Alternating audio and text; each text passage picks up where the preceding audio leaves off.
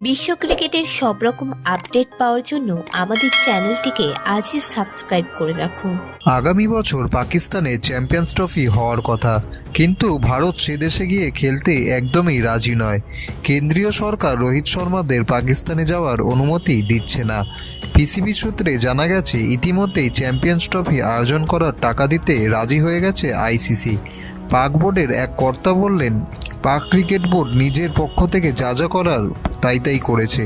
তারা প্রস্তাবিত সূচিও জমা দিয়েছে, খরচ কত হবে তাও জানিয়েছে।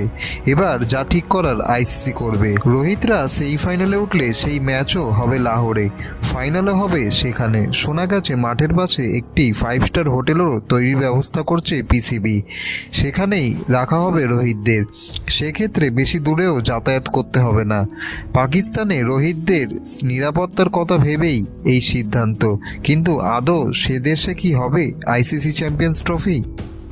ভিডিওটি ভালো লেগে থাকলে বাংলার ক্রিকেট চ্যানেলটিকে অবশ্যই সাবস্ক্রাইব করে দিন।